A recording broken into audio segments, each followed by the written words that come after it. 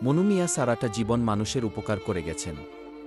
কেউ মারা গেলে তিনি নিজে হাতে কবর খুঁড়তেন সেই মৃত ব্যক্তির জন্য।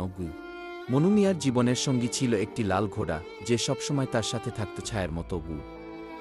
যেখানেই কবর খুঁড়তে যেতেন না কেন, লাল ঘোড়াটি সবসময় সাথে নিয়ে যেতেন মনু মিয়া। মনু মিয়া তার জীবনে ৪,০০০-এরও বেশি কবর খুঁড়েছেন। হঠাৎ একদিন মনু মিয়া অসুস্থ হয়ে পড়েন। তার লাল ঘোড়াটি জানালার পাশে দাঁড়িয়ে চুপচাপ তাকে দেখছিল। মনু মিয়া ঘোড়াটিকে কাছে ডাক দিলেন। ঘোড়াটিকে বললেন, মানুষের কবর খুঁড়তে খুঁড়তে এখন হয়তো আমার নিজের কবর খোঁড়ার সময় এসে গেছে।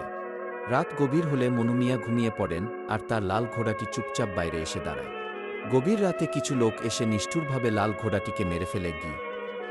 ঘোড়াটি লোকদের হয়তো মনে মনে বলছিল, আমাকে মারো না, মনু মিয়ার তো আমার ছাড়া আর কেউ নেই।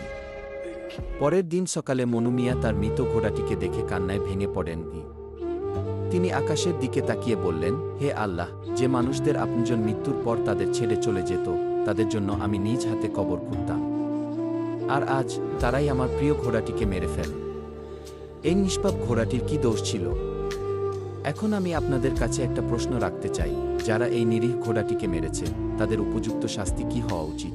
আপনারা কমেন্ট করে জানিয়ে দিন, এই ঘোড়াটিকে যারা মেরেছে তাদের কি শাস্তি হওয়া উচিত।